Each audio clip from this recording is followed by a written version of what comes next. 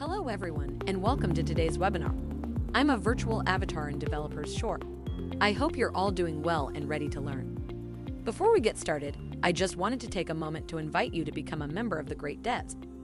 As a member of the Developers Short community, you'll have access to our job opportunities, activities, and future webinars. You can join us by responding to our invitation email or completing the form on our website. Also, a recording of this webinar will be on our LinkedIn page. Without further ado, let's dive into today's topic. Please give a warm welcome to our speaker. All right, everyone. My name is Tobias. I live in Sweden, in Stockholm, and will host today's webinar on AI agents, and in particular UI-based agents that I will get to towards the end. So let me share my screen here and I'll get started.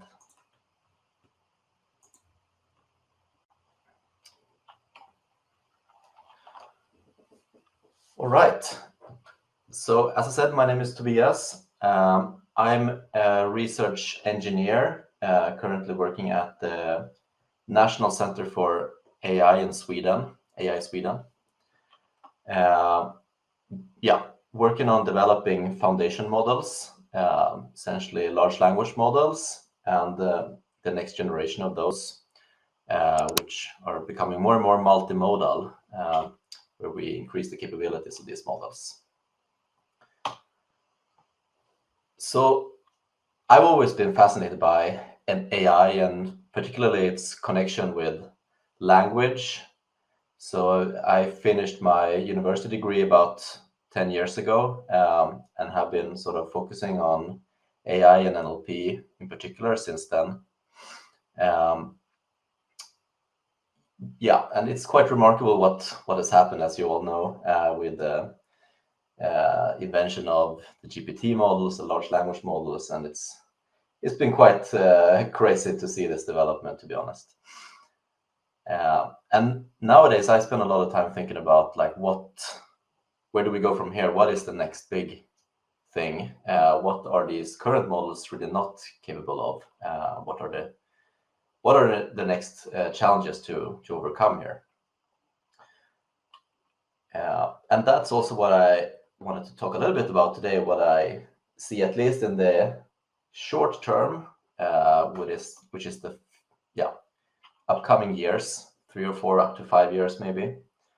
And I'll be happy to also take comments and questions later towards the end.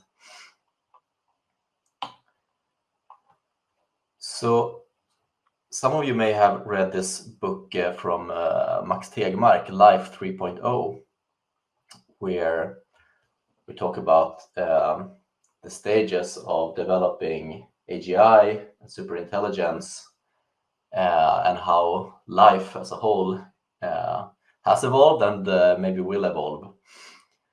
And I've taken this figure from that book, which he calls the rising tide of AI capacity, where the tide here essentially illustrates the level of current AI capability, and this has now become a bit dated. This is from 2017. So the landscape essentially describes different tasks and the altitude, the sort of difficultiness or the level.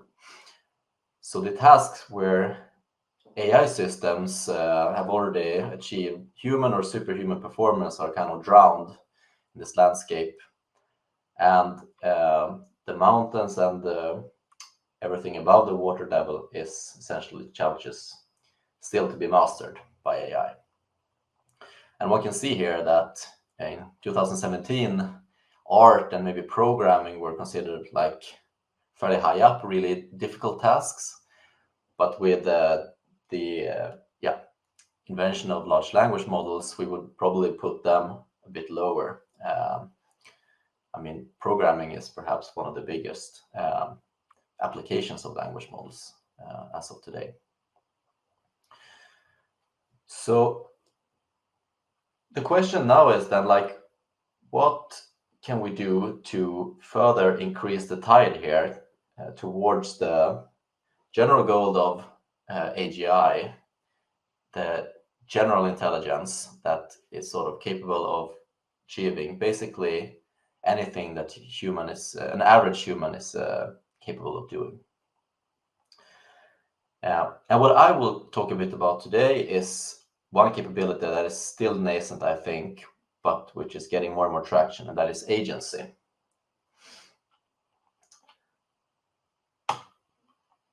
So if we talk about agency, I thought it would be good to start with, like, what is an agent actually? So if we think of an agent as a system, that system is deployed in some environment. So as an input, the agent perceives the environment through a so-called state.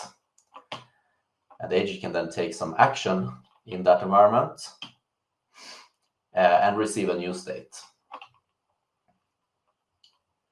Now, optionally, if we construct the environment such that we can also get some feedback from it in terms of a reward, we can also apply methods from reinforcement learning to optimize the policy of the agent, the behavior of the agent, so that it learns and gets better and better at whatever objective it has interacting in this environment. So that's the very basics of agency. And as I'm sure you're all familiar with, we've seen great work from, in particular, DeepMind in this area, starting from solving simple Atari games, going more towards more difficult tasks that has increasingly more complexity. For example, the AlphaGo system. But there has also been some movement towards generality, also within reinforcement learning and agency. So this paper is maybe 2 years old now. Got to a generalist agent, where sort of similar to how we train large language models, we train a single system, a single agent on multiple very diverse tasks, where it can both sort of write text but also take action in some virtual environments. And one thing I want to note here is that when you go towards generality in an agent-based system, you also have to generalize the environment, or rather the state and action spaces that you use. So if I go back a slide here, in the Atari game, you can move the platform to the right and left, and that's really only the actions you have. And that's very different to the actions and states also that you have in the AlphaGo system, where you put the marker at any of the valid positions. So far, we've been developing agent systems quite tailored to a specific environment. But when we go more towards generality, we also have to have a general interface. And what they did in Gato is to adopt a very similar interface as language models use. It's a token-based interface, both in the input and output, both in the state and the action. And more recently, people have now started exploring using pre-trained large language models as agents. For example, in the AutoGPT project, you can give the agent a sort of high-level goal. I think in this case, we're asking you to do some research and figure out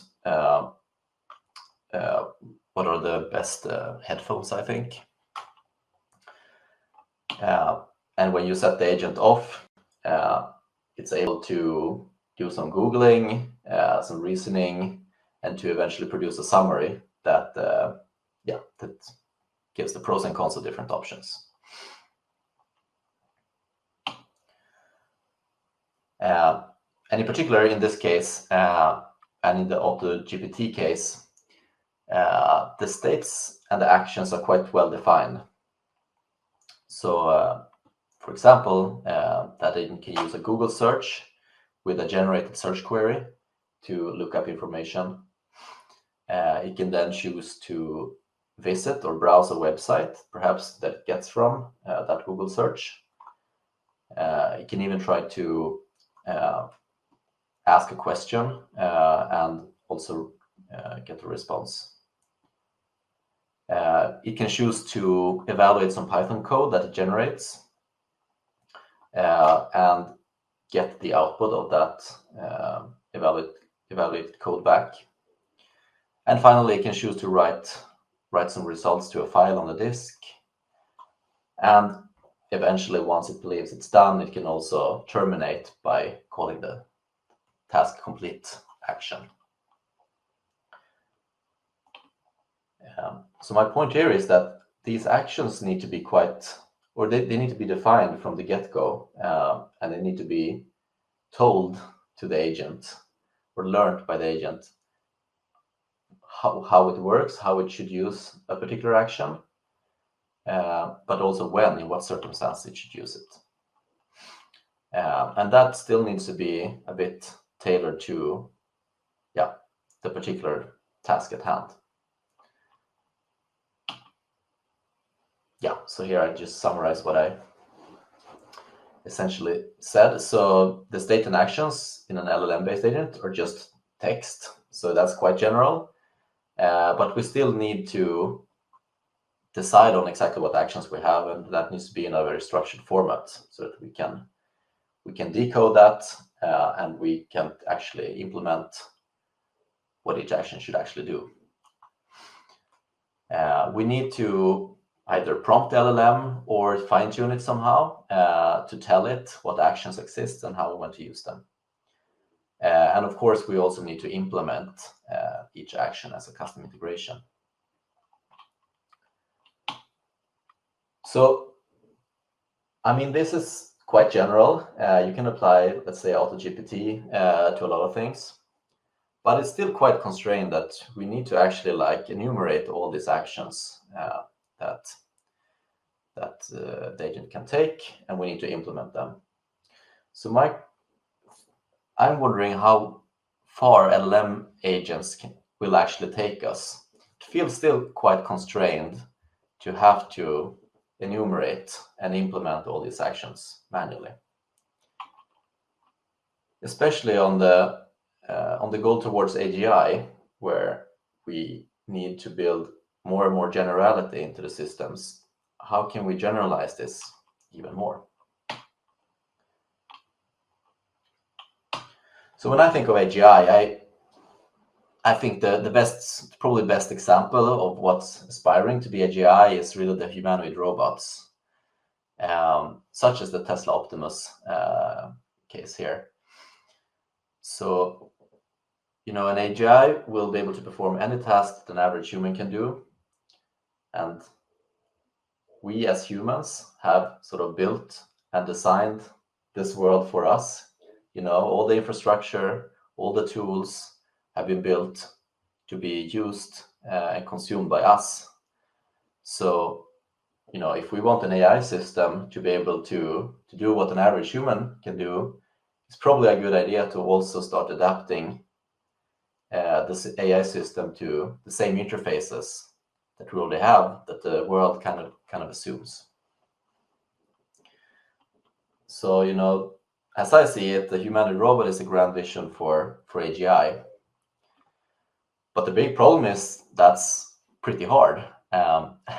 So, if we are to take sort of intermediate steps towards this in the short term, what can be good intermediate goals to aim for?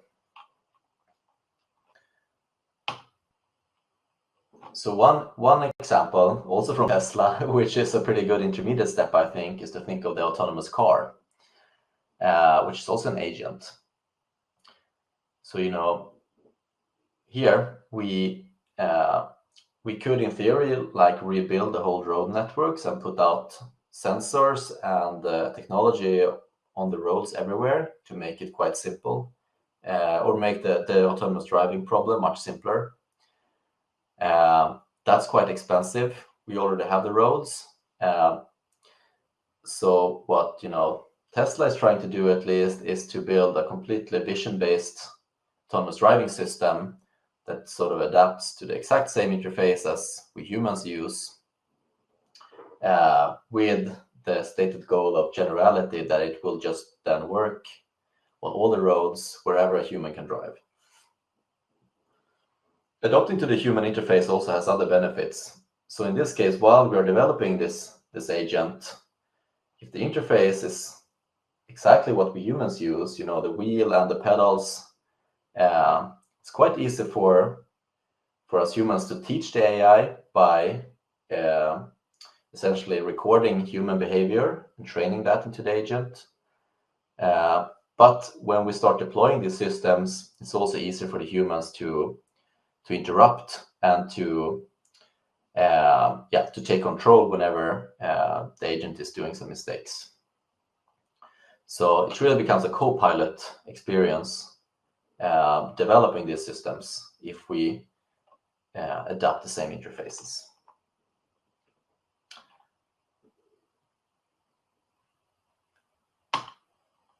So I thought I would list a few what I call prerequisites of problem areas that are good candidates for building general AI agents in the near future.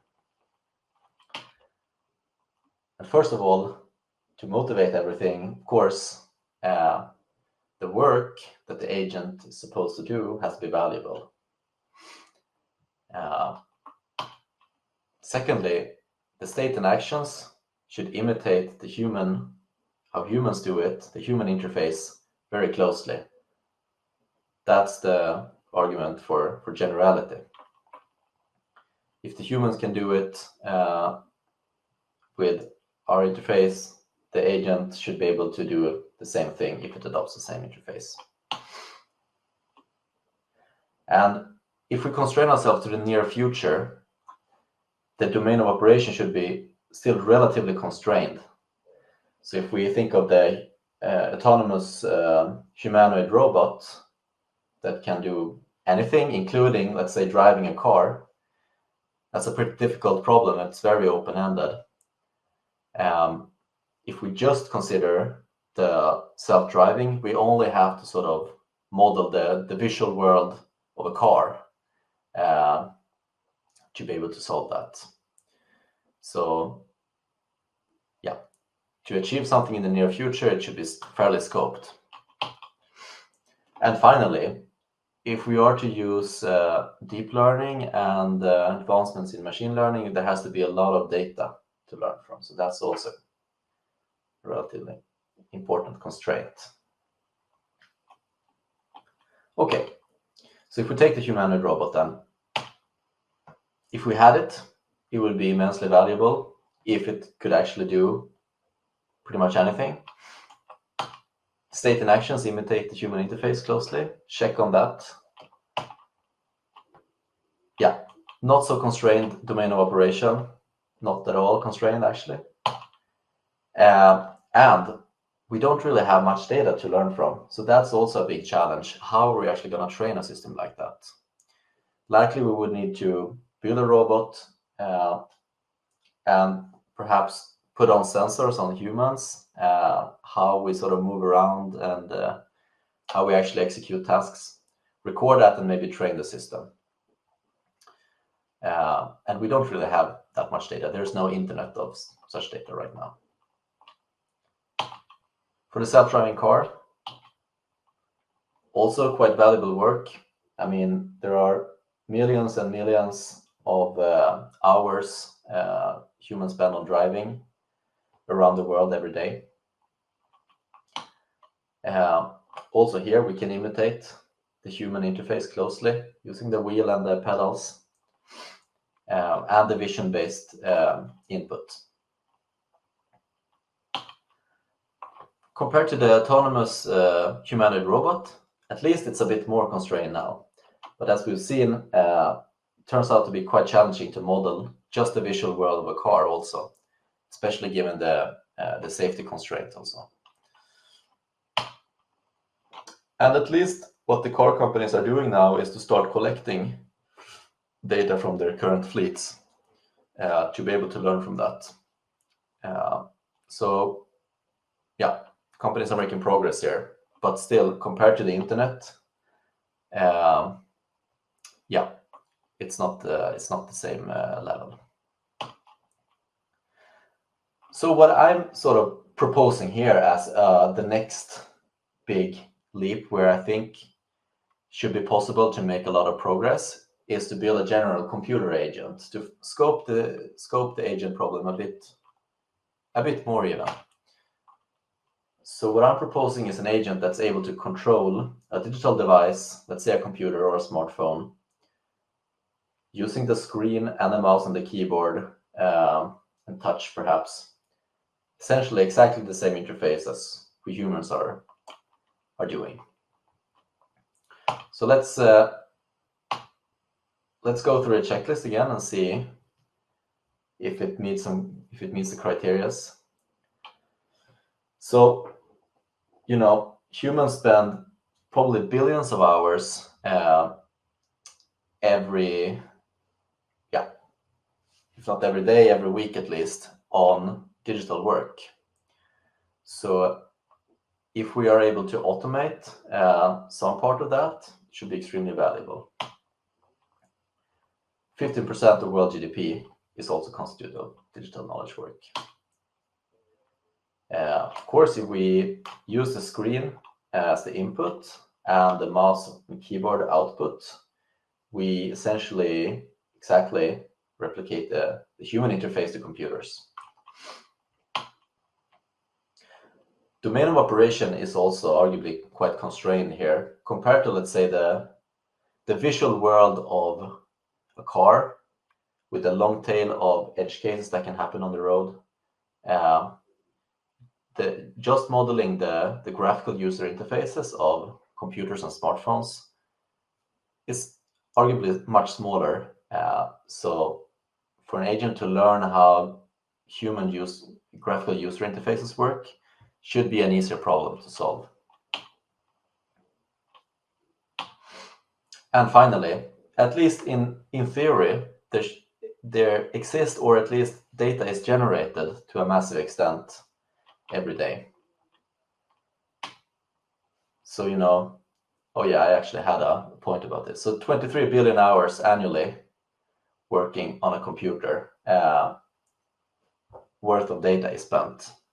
So if we could tap into and just record human behavior on a computer and train an agent model like that, it should probably become quite performant. Another benefit of this is that this domain is also entirely digital, right? So we could, in theory, set off agents to, play around in, let's say, virtual machines and actually generate data synthetically. Let's say do reinforcement learning or so, which is harder to do if you're operating in the real world, building autonomous cars or humanoid robots, let's say.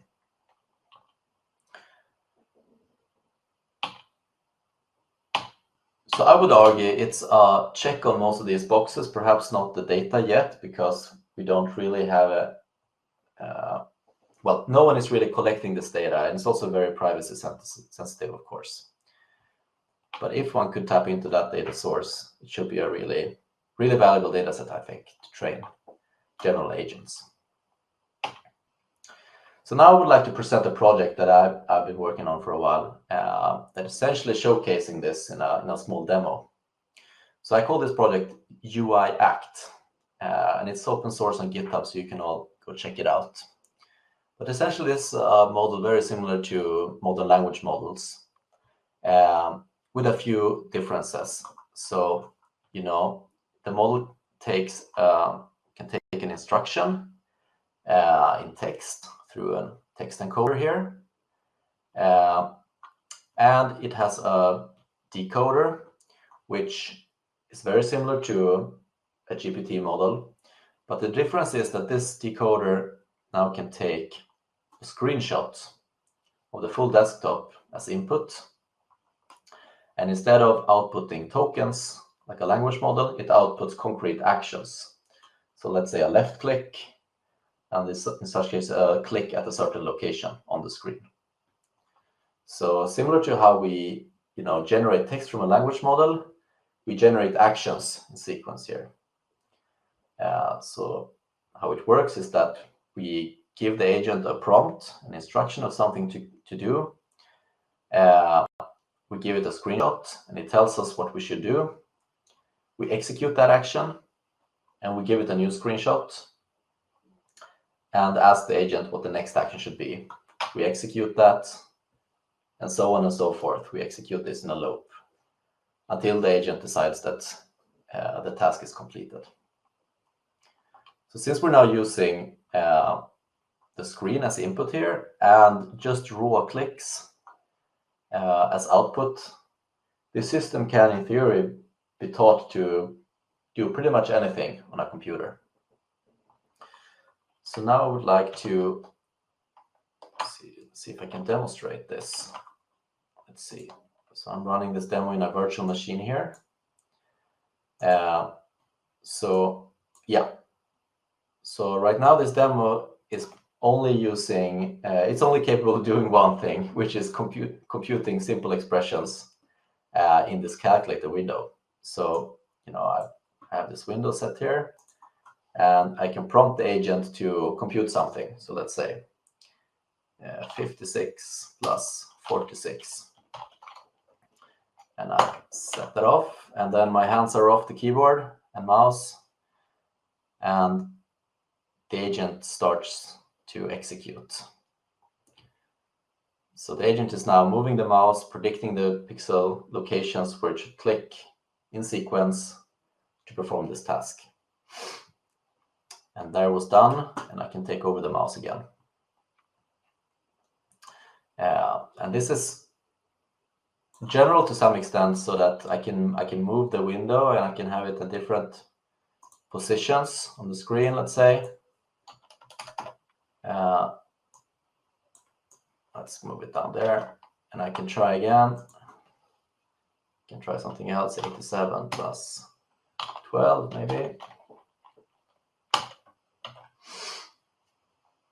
And hopefully we'll find the new location.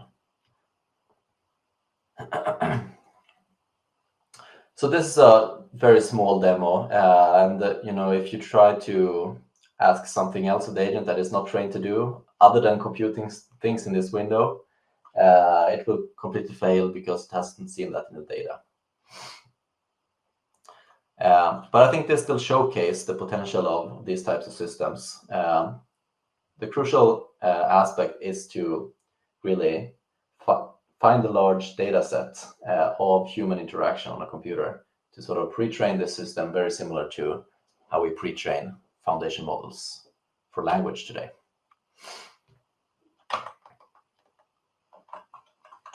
Okay. And I'm not the only one thinking about this. We have, for example, a startup company in Silicon Valley called Adept that has a stated goal to develop an agent like this. They haven't released a product yet, but they have some demos that you can see on their websites, which look quite promising. Here in Stockholm, we have a newly started startup called QA Tech that is also developing agents like this that is targeting QA testing for websites. It could be worth looking into for some of you if you're working with web development, perhaps, where you now essentially can deploy this agent to do automated QA testing, let's say prior to a release, making sure that the login works, that the checkout works, etc.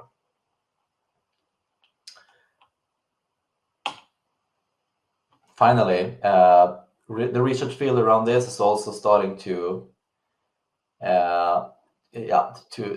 get bigger and bigger, I would say. Here are just a few papers that are very recent in this area. So, and the capabilities of current models are still quite poor. It's really, and that's mainly because we don't really have enough data as of yet. So quite exciting capability that I think will become better and better in the near future. So just to summarize, I think UA-based agents will form the next generation of foundation models. This is clearly a capability that many are thinking about and are trying to develop. I also think this will result in that the cost of automating digital routine tasks will drop. We have already tools for this today, for example, RPA tools that some of you may know. The cost of RPA is still fairly high. You need developers, etc., to implement these agents. So if we can have a foundation model acting autonomously, yeah, the cost of automation will drop quite drastically then, I think. And finally, I think this will also open a lot of opportunities for developers and consultants like yourselves to focus on, adapting these agents for particular use cases and businesses. After LLM really strike the world, we've seen a lot of interest in building tailored solutions with, let's say, RAG and similar things. I believe there will be a great opportunity here with these capabilities as well for customization and tailoring to particular cases where the out-of-the-box solutions might not work. So with that, I would like to thank you all for listening here, and I'm super happy to take questions and comments from all of you. So I will stop sharing here. And yeah, I'm not, let's see, in the chat. We have a question. Do you think UI-based AI agents will be used more to automate personal tasks or companies' business process? Yes, definitely. So I think both, essentially. Right now, RPA is mainly used to automate like larger business processes where you may have like 10 or maybe even hundreds of people essentially doing the same clicking every day. So for those large use cases, very valuable use cases, RPA makes sense today because it's quite expensive to implement these solutions. But what I think when these costs starts to drop, we will be able to automate things more on a personal level as well. So this is probably what Microsoft is trying to do with the Copilot in the long run, at least, where you have your virtual assistant that can sort of automate more and more for you, just using, let's say, a text prompt. So I think both, yes. Second, what is required to build such a model? Do you know how and where to get the data the model can be trained on? Yeah, so what you really need is sort of the sort of trajectories of human interaction. So let's say it's essentially a sequence of screenshots, and for each screenshot, like what is the action to compute in this state? Like if there's a click, right click or left click, where should that click be? And then a sequence of those to execute the task. And Microsoft recently tried to roll out this feature. I don't remember what it was called now. Microsoft Rewind, maybe, where they implemented in Windows such that it essentially records and takes screenshots basically at all times.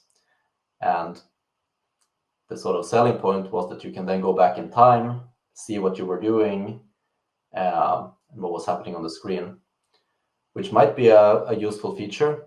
But what I really think is that they want to collect such a data set at large scale so that they can train an agent like this. Now that they got a lot of pushback from that, so I think it was supposed to be an opt-out feature, but now it's become an opt-in feature instead, because of all the privacy related things that can, of course, be displayed on the screen at any time, say passwords and whatnot. Did that answer the question?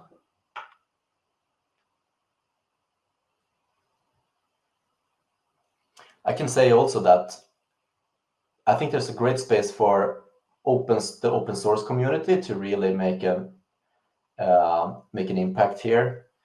There will be many companies, organizations, users that are concerned with, let's say, using an agent developed by OpenAI or Microsoft, because it would essentially mean streaming your screen directly to them. So, if you can actually self-host a model like this locally, obviously you don't need to share that data. So there's a great space for open source actors to both try to collect a data set like this and train and release models openly. Any other questions?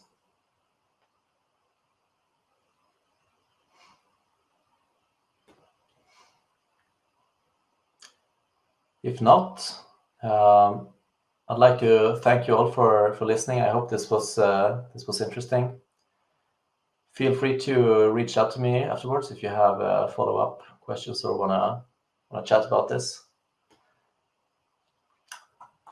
Otherwise, with that, thank you all. Take care. Our webinar has come to an end. I'd like to extend a big thank you to everyone for participating, and a special thank you to the speaker for a captivating topic. It was a pleasure having you all here today. Have a great rest of your day.